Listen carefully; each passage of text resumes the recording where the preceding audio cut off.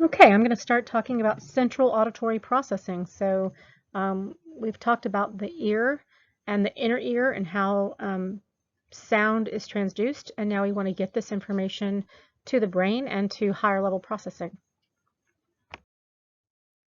Okay, I usually start with the verbiage, and I'm going to try to start with the picture because I usually talk better from the picture, and then we'll go through this with the words on the slides. But so if you notice the cochlea, what we were looking at as the seashell type thing that is in the inner ear, that you can kind of see pretty well in this picture, with the outside of that, the semicircular canals that is our vestibular, part of our vestibular system. But that cochlea is going to, so that's where the inner hair cells are communicating to the auditory nerve, and the auditory nerve is going to take that information into the cochlear nucleus in the brainstem. And so that's, I hope, easy to remember because we've gone from the cochlea to the cochlear nucleus. And then that brings the information up to the superior olivary nucleus, or the nuclei, as they're both on both sides. All of these structures are bilateral on both sides of the brain. And you can see in this picture that there is some crosstalk. So there's quite a bit of contralateral communication, but there's also ipsilateral communication, so information going up the same side. But as I'm going to show you at the next picture slide, most of it is contralateral, so it's crossing over to the other side of the brain. So when I'm hearing a sound in my right ear, only that is then going to travel over to the left hemisphere. I'm listening to a sound right now called someone's motorcycle, I think. So up to the superior olivary nucleus, up then to that communicates to the inferior colliculus.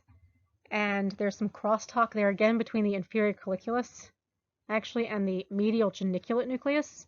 If those start to sound familiar, so for hearing, that cochlear nucleus and the superior olivary complex, those are in the midbrain, which allow us that nice reactive kind of when we hear something loud and sudden, that we have a really quick response to that.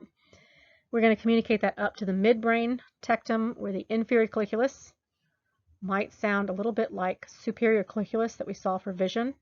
Remember, information for vision was split between the superior colliculus and the lateral geniculate nucleus, but here we're going to take it all through the inferior colliculus, but again in that midbrain, so it's inferior just below the superior colliculus. This is for hearing, and then take that information from the inferior colliculus to the medial geniculate nucleus in the thalamus. And again, that should sound familiar, right? Because it's kind of similar sounding to the lateral geniculate nucleus. This is just another thalamic nucleus, another nucleus in the thalamus, more medial, more midline in the brain than the lateral geniculate nucleus. And then we're going to take that information up to the auditory cortex, or the primary auditory cortex and the temporal lobes. So I'm going to repeat that with the words on the slides, as I think pictures help us to see, and helps me to talk from them, but I think all of us kind of want the words on the slides when we're taking notes. Although remember, you can print these up 3 to a slide and take notes that way too. But the cochlea, we have information leaving via the auditory nerve. So we have those inner hair cells communicating to the auditory nerve. It takes that information to the cochlear nucleus in the brainstem. And then that information goes to the superior olivary nucleus in the brainstem. And remember, that's where we had that contralateral communication. And ipsilateral communication. What this allows for is this is the first place where we're going to see convergence of the information from the two ears, from both ears. So we're going to see that this is involved in sound localization. We use these cues that are differences that are happening between the two ears to tell us about where sounds are coming from. Information gets sent to the inferior colliculus in the midbrain. So when I was in school, this is where we talked about that sound localization mostly occurring. And my understanding, okay, is that those animals like cats and bunnies that can move their ears, that their inferior colliculi are actually more complex than ours because they have to take in that information as well as which way are their ears pointing, just the same as we need to take in information about our eye movements, which they do too, but they have to take in that information of ear movements and which way are their ears pointing. But it looks like many mammals do a lot of this sound localization in the superior olive rather than the inferior colliculus, although we'll see some different studies. And then from the inferior colliculus, it's going to communicate to the medial geniculate nucleus in the thalamus, which is then going to take that information to the cortex, in this case the primary auditory cortex, called A1, just like we called the primary visual cortex V1, in the temporal lobes. And all of these are laid out in a tonotopic map. So I briefly introduced that idea when we talked about place theory and how the basilar membrane is really giving us this, it has a tonotopic map with low frequencies near the apex and high frequencies near the base, kind of backwards than the way that we think of when we look at the shell itself. But remember, the basilar membranes really moving its thicknesses and thinnesses are opposite of that cochlea.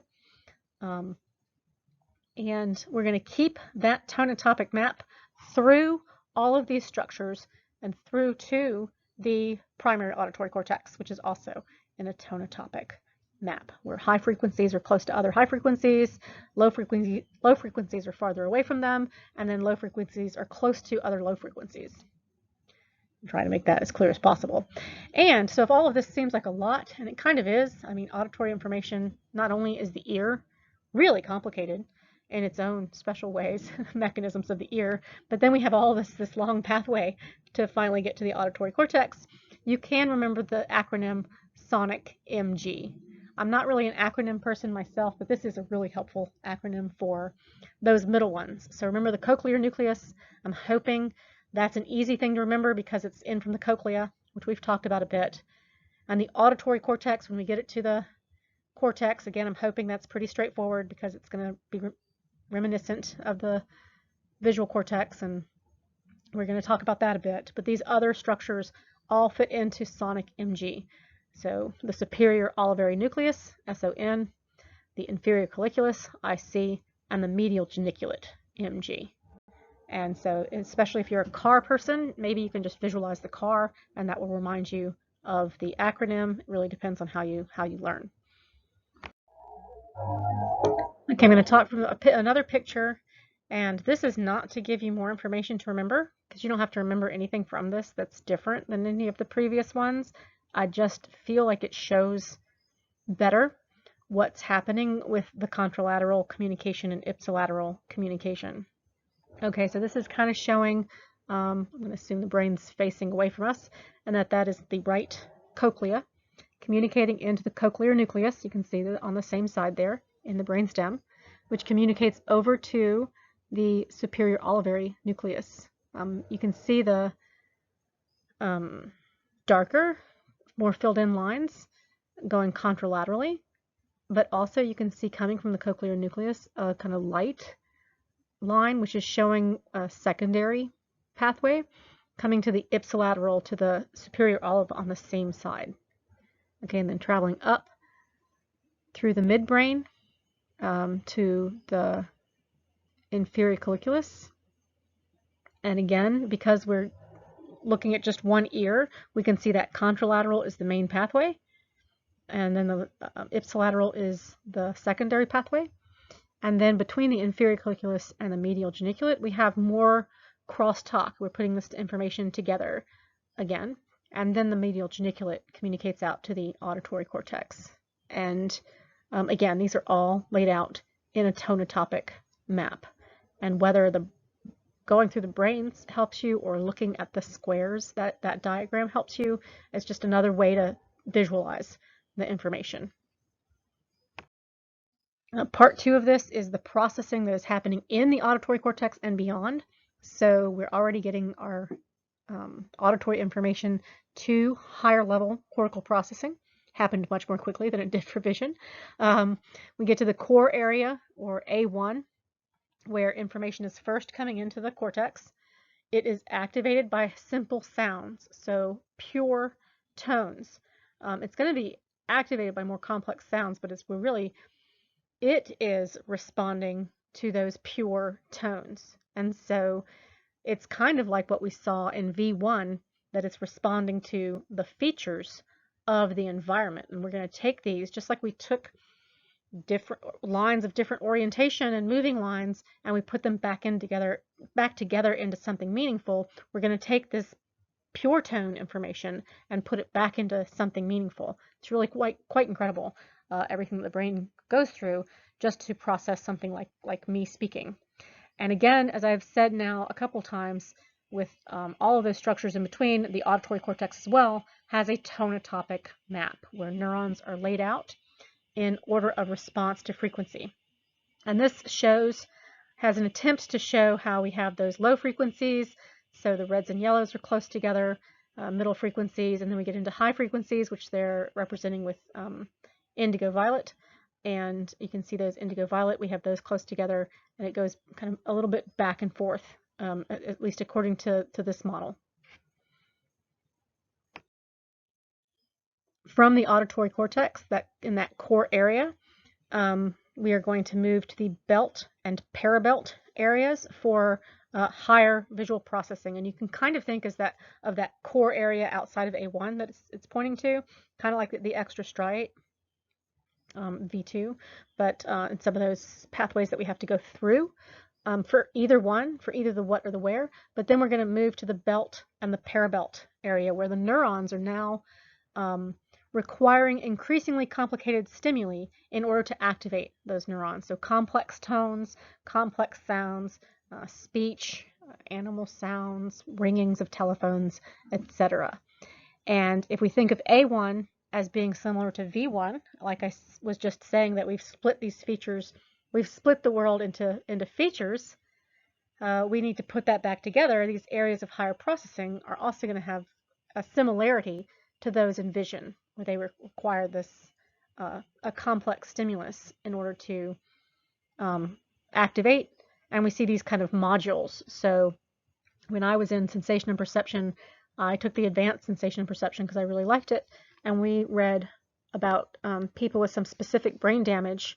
And I remember there was one article about a man who was lacking the ability to hear the difference between different kinds of rings, like whether, and these were really wide-ranging, if I remember correctly. This was about 30 years ago, but I read this. But telephone ring, the train whistle, a dinging of the bell when you go to the hotel or whatever we see on movies. I can't think of all the different bells that exist in the world, but all those things that kind of fit into the category of bell, that module, that he had damage to that.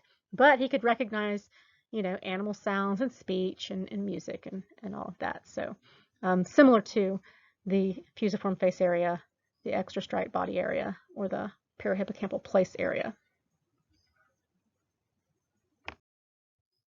And so as I started to say, with that brain on there, but not really clearly because I knew I had a slide I was going to talk about this, as we get beyond the auditory cortex, just like with the visual cortex, sending that information on into these two streams, the what stream, the ventral stream that's helping us to identify objects, sound objects in this case, like birds or music or me speaking, and the where stream, or the dorsal stream going up through the parietal lobes, where we localize sounds.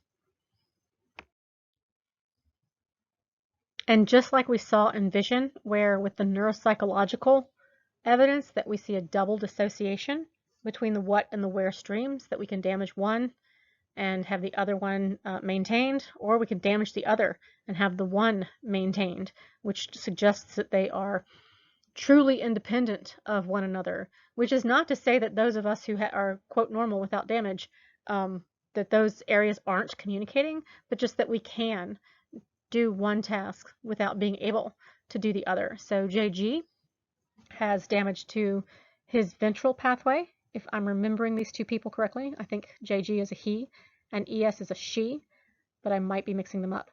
JG has damage to his ventral pathway, so he cannot identify sounds very well. He can localize sounds, but is poor at identifying, and you can see his performance over there in the left part of that graph. ES has damage to her dorsal pathway, and she can identify sounds just fine, but she's poor at localizing where sounds are coming from. You can see where her damage is over on the right, and then her performance on these different tests of localization and recognition. Finally, I'm going to talk about plasticity again, which we did in the visual realm when I talked about the Greeble study, one of my favorite studies, because the Greebles are just, they have a great name, and it's a cute study.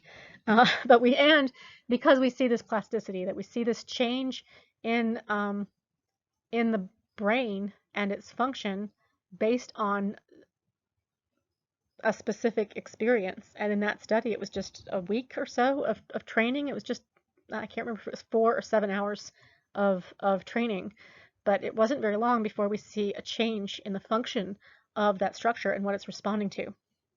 In the case of the auditory cortex, they have looked at owl monkeys, where they have played, and I might forget some of these numbers. I was going to go get my book, but I figure it's going to be okay just because my numbers are off.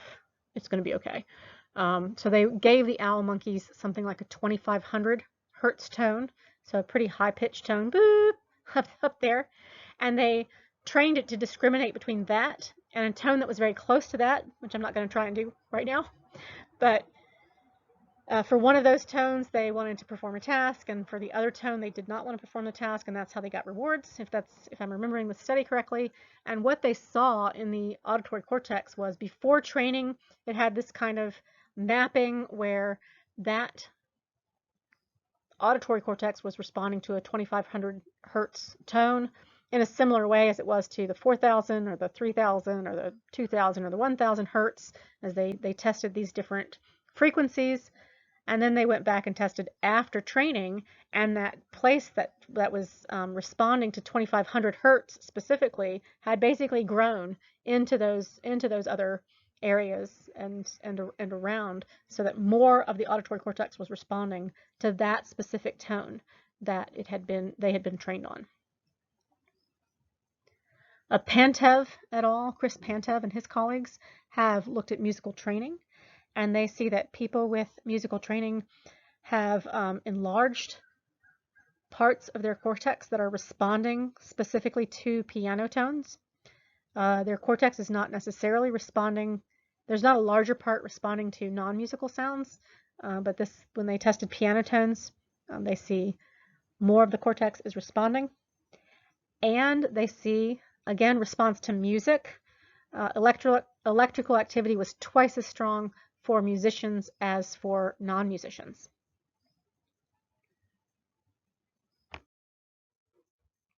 So I had already clicked off when I realized I want to say one more thing about plasticity and the brain. So I've read a book called The Brain That Changes Itself, and I think it's really important to remember that our experience can change, not the overall architecture or settings of our brain or anything, but how those particular areas of the brain function and what they respond to. And I think it's interesting, and I also think it's helpful for those of us who struggle and have some amount of issues with their brains, as my family has a pretty weak cerebellum. Most of us have weak cerebellums, so I think it's just a good thing to remember for those of you who struggle at all, that it's worth sometimes putting in the work and practicing to develop those areas of your brain. And practicing music can do some interesting things from what the research appears to show.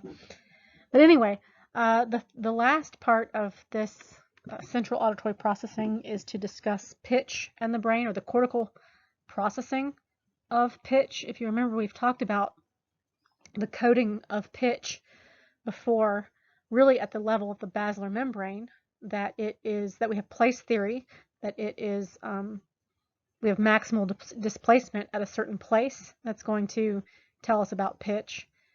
and that we have the phase locking, the temporal coding for those pitches lower than about 4,000 hertz to help code for pitch as well.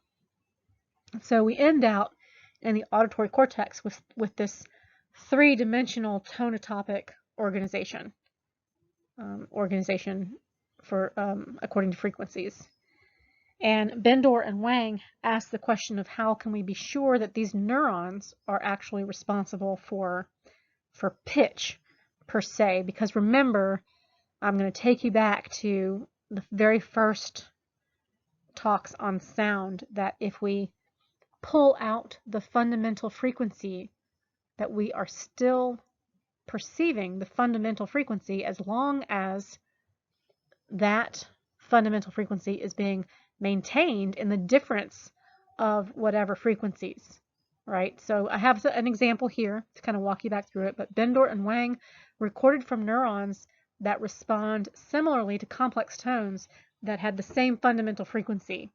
So regardless of the harmonics and how we are getting at that perception of that fundamental frequency, that's what they're measuring.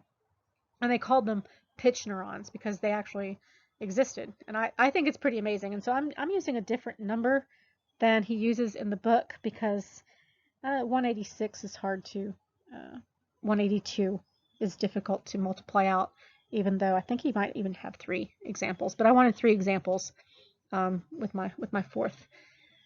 So I'm looking at the neural response of this particular pitch neuron, as we're going to call it. And just so I'm going to start out by saying it responds to 220 hertz, that pure tone. We're in the auditory cortex, it responds to pure tones. Okay. It also responds, so this is, if you kind of want to go, that's a little bit confusing. It is. It also responds to when I have 220, 440, and 660 hertz. Remember, with those harmonics, we're going to still hear that as a 220 hertz tone. That pitch neuron is going to respond. If we have 880, which is a multiple of 220, 110, which is 880 plus 220, and 1320, if we have those 3 harmonics, okay, 220 is not even in there anymore, but remember, we're going to perceive that as being a 220 hertz tone. That is actually mind-blowing in my mind. We're getting up into those higher frequencies, but as long as that 220 is maintained in those differences, we perceive 220. And yes, the pitch neuron responds. I'm going to move up one more section because I think he actually moves up into up to 2500. But so this happens.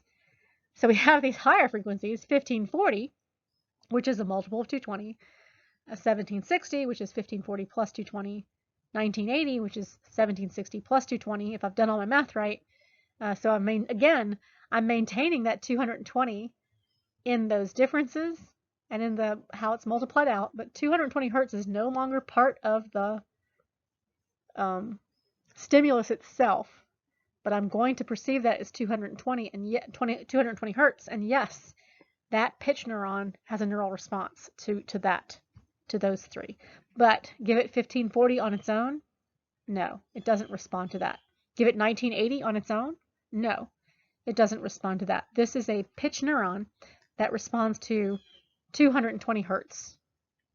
Okay, again, regardless of how I get there. So that's the end of this. I'm going to go ahead and do my little bit of summary here. So that's the end of the central auditory processing. I think I'm going to move on to sound localization, but I find it ends on a fascinating study. I hope sometimes that you guys are as mind blown by it all as I am, because I still don't even, part of me doesn't believe it, but I know that it's true.